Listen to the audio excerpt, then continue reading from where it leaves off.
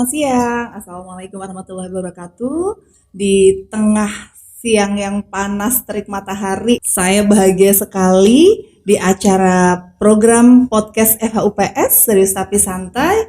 Kehadiran tamu yang sangat istimewa. Beliau adalah Bapak Dr. Edi Praptono. Oke, selamat datang Pak Edi.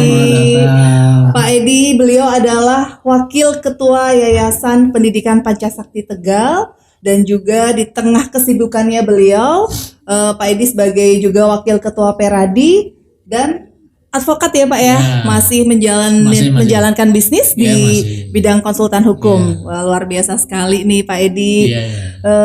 Selamat siang, saya ucapkan, perkenalkan kembali, udah kenal ya, saya Selviani, dosen FHUPS juga yang hari ini sebagai host dalam acara podcast FHUPS bersama Dr. Edi Praptono. Silakan Pak Edi disapa pemirsanya di seluruh Indonesia, seluruh dunia. Ya, selamat siang. Selamat berjumpa kembali di acara yang baik ini. Mudah-mudahan kita sukses selalu. Amin, amin Pak Edi. Pak Edi, hari ini temanya adalah tentang hukum bisnis. Saya ingin tahu juga nih tentang hukum bisnis. Apa sih Pak kaitannya hukum dengan bisnis itu? Masalah hukum yang sangat berkaitan dengan kehidupan manusia, ya. Itu juga tidak terkecuali kegiatan bisnis di mana ada masyarakat, di situ juga ada bisnis. Jadi kalau orang bisnis, melakukan bisnis ya, itu tiap harinya ada. Contohnya jual beli apapun ada bisnis ya. Jadi orang harus melaksanakan. Jadi orang apalagi bangun tidur sampai tidur kembali itu selalu berhubungan dengan hukum. Jadi selalu dia berhubungan dengan hukum dan dia merasakan ada yang dilihat, ada yang dirasakan, apa yang diperhatikan, ya itu semuanya. Dan dia jual beli apa makanan, itu semua termasuk ada bisnis, hubungannya, betul. Jadi selalu ada berkaitan dengan hukum. Dan ini kalau berkaitan dengan hukum itu apakah ada kategorinya Pak, tipe bisnis yang kecil atau tipe bisnis skala yang besar, itu ada pembedanya nggak Pak? Maksudnya yang akan ada hubungannya dengan hukum harus bisnis yang besar-besar misalkan seperti itu, atau yang kecil juga ada kaitannya dengan hukum? Secara tidak, ya sama rata. Sama ya Pak ya? Sama aja terhadap yang besar, yang kecil, yang penting hubungannya dengan kepentingan masing-masing. Dan apalagi kalau ada kaitannya dengan jual beli, kaitannya dengan konsumen. Itu. Jadi selalu ada kaitannya dan selalu ada yang puas, ada yang tidak puas. Itu selalu. Dan hubungannya dengan tadi hukum. Pasti hukum. Jadi tidak memandang dulu ya Pak, maksudnya bisnisnya masih kecil, kemudian ataupun bisnisnya sudah besar, tetap selalu ada kaitannya di bidang hukum ya Pak Edi ya. Contoh aja orang ibu-ibu jualan di pasar. Jualan ya kecil-kecil lah. Tapi dia untuk konsumen, untuk pembeli ya. Tapi nanti ada masalah keracunan itu hukum. Itu sudah langsung berkaitan dengan hukum ya Pak Edi ya. Jadi selalu berkaitan. Entah itu bisnisnya kecil maupun bisnis dalam skala besar, selalu ada hubungannya dengan hukum. Jadi dimanapun tadi seperti yang sudah disampaikan Pak Edi, dari kita bangun tidur sampai nanti tidur kembali selalu berkaitan dengan hukum yang jalan. Baik yang dilihat, mau dirasakan, mau tidak, kan? Itu pasti ada hubungan dengan hukum dan itu kaitannya dengan juga kepuasan dari masing-masing pihak. Baik Pak. Oke, kemudian Pak Edi di materi yang ini hukum bisnis, kalau kita mau mendirikan usaha Pak atau bisnis, itu tahapannya apa saja ya Pak Edi ya? Tahapan mendirikan bisnis itu ya perusahaan pembuat akta pendirian, jelas. Itu yang pertama Pak Edi. Buat akta pendirian. Perusahaan dan mendaftarkan izin usaha, perusahaan instansi hukum, instansi pemerintah seperti Kemenhukam. Jadi selalu dia mengajukan izin. Ada yang home industry dia nggak perlu izin, tapi dia harus menjalankan suatu aturan-aturan yang berlaku berkaitan dengan kepentingan umum. Iya. Tapi yang berkaitan dengan usaha besar, skala tengah menengah besar, itu biasanya izin. Dan paling mudah itu jalan izin usaha dalam hal PT beli PT. Oh iya, izin usaha ya Pak. Ya, izin usaha. Harus izin usaha di pemerintah harus.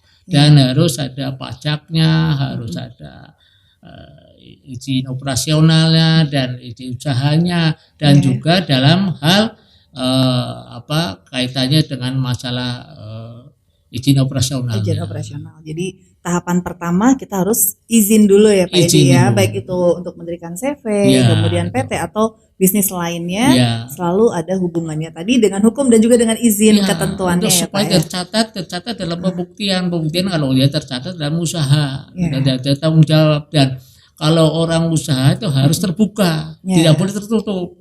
Kalau usaha tertutup itu berarti dia menyalahgunakan. Jadi kalau usaha kaitannya dengan masalah ekstasi tertutup tertutup ya Pak. Tertutup ya, itu salah ya. Maka bisnis itu harus terbuka. Harus jelas, tercatat. Jadi setiap kita mendirikan usaha harus tercatat dan terbuka ya harus Pak. Terbuka, bukan bisnis tertutup. Nah itu salah satu berarti kayak tadi yang contoh bisnis ekstasi itu bisnis ilegal ya Pak ya. Ilegal, jelas tertutup. Tuh kayak menyalahgunakan izin usaha anak kecil, jadi suruh kerja itu nggak boleh. Jadi nggak boleh. Jadi harus ada izin terbuka dan harus tercatat. Siap Pak Edi. Kemudian apa kira-kira jenis usaha yang tepat nih Pak untuk memulai bisnis dalam pelaksanaan bisnis? Ya, jenis usaha yang tepat adalah perseroan terbatas. Karena memiliki tanggung jawab terbatas dan memiliki kemudahan dalam menjalankan kegiatan bisnis. Jadi Pak, kalau itu paling mudah. Mudah. Jadi kalau PT itu jelas itu dicatat sahamnya dicatat, atau pemilikannya, ada izinnya dicatat, ada pajaknya, ada pencatatannya Pak. Lebih lengkap dan UHAM jasa UHAM. Jadi lebih tepatnya PT ya Pak untuk pendirian bisnis itu terbatas itu lebih cenderungnya lebih luas, jangkauannya dan cenderungannya lebih transparan, dan juga dia juga menentukan PT yang masih rendah, masih kecil dan masih tertutup. Jadi kalau PT yang sudah terbuka itu biasanya PT yang sudah persero, berarti aset terbuka, berarti sahamnya sudah dijual ke umum, sudah bisa diinformasikan ke publik ya Pak persero persero. Tapi kalau belum masih tertutup, tertutup dalam arti masih kecil, sahamnya masih internal aja. Jadi kepemilikan saham hanya internal dari pendiri PT tersebut ya Pak, komisaris itu. Baik Pak. Jadi langkah tepatnya dalam memulai berbisnis kita mendirikan PT ya Pak Edi Betul. Kemudian hubungannya nih Pak, tadi kan kita sudah jelaskan tentang hukum kaitannya dengan bisnis. Setelah ini saya ingin menanyakan etika hukum bisnis Pak Edi. Menurut Pak Edi. Calon etika profesor. Berfungsi berfungsi memandu pelaku hukum bisnis agar melaksanakan kegiatan bisnis sesuai dengan ketentuan dan norma etika bisnis yang berlaku. Jadi etika bisnis yang berlaku itu harus dikedepankan. Etika dalam bisnis, cara-caranya, metodenya itu harus tepat. Kalau tidak, menyalahkan etika itu sendiri. Nanti menyalahkan norma-normanya. Nanti akan menjadi kesalahan fatal terhadap menjalankan bisnis. Tapi kalau bisnis tidak menjalankan etika secara baik, norma secara baik, yaitu nanti akan jadi masalah hukum. Ada permasalahan di kemudian hari.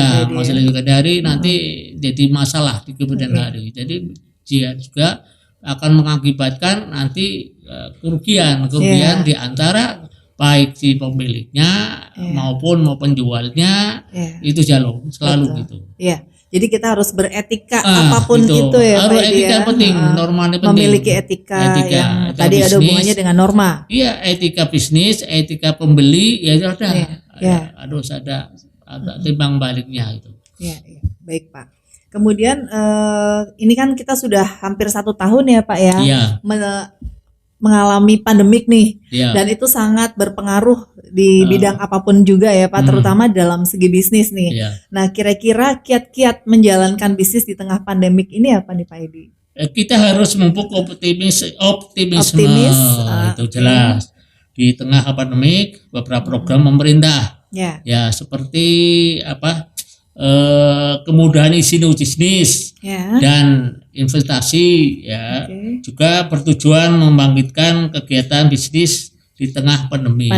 Jadi selalu meningkatkan investasi dan membuat investasi yang baru-baru dan juga harus memberikan suatu kemudahan dalam menjalankan bisnis itu, dan juga harus membuat suatu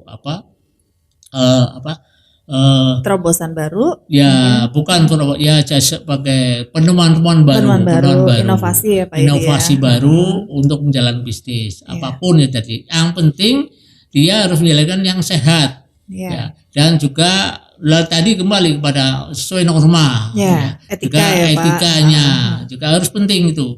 Walaupun baru, tapi kalau normanya etikanya nggak benar ya nggak bisa.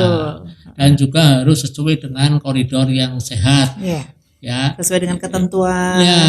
Dan kesehatan juga penting sekali. Karena untuk menjaga penjualnya, juga broadcastnya, yang juga untuk menjaga supaya tidak seenaknya, jualnya nggak seenaknya, tidak sembarangan, harus sesuai dengan koridor ketentuan kesehatan itu. Jadi itu tadi contoh untuk investasinya apa ya Pak Edi kira-kira untuk tadi kiat bisnis di tengah pandemi ini? Banyak sekali kegiatan bisnis banyak. Jual apa. Yang penting bisa prosedurnya harus sesuai dengan etikanya. Tujuannya itu. Baik Pak Edi, wah luar biasa sekali nih. Hari ini Pak Edi memberikan kiat-kiat dalam berbisnis, kemudian tadi sudah di awal menjelaskan tentang kaitan hukum dengan bisnis, serta usaha apa nih yang langkah yang tepat di awal dalam menjalankan suatu bisnis. Apapun bisa dijalankan sesuai dengan kehendaknya, keinginannya. Yang penting bisa diterima pada lingkungan, pada si masyarakat sekitar. Bermanfaat ya Pak Edi ya. Pak Edi masih suka nyanyi enggak? Kapan kita nyanyi bareng lagi? Kapan-kapan nanti kita nyanyi di sini ya Pak Bisa. Kita siapkan lagunya. Baik Pak Edi, terima kasih sekali atas kehadirannya hari ini. Semoga acara dengan podcast FAUPS yang diisi oleh Bapak Profesor Dr. Edi Pratono, amin, bermanfaat untuk kita semua. Terima kasih. Salam semangat generasi hebat.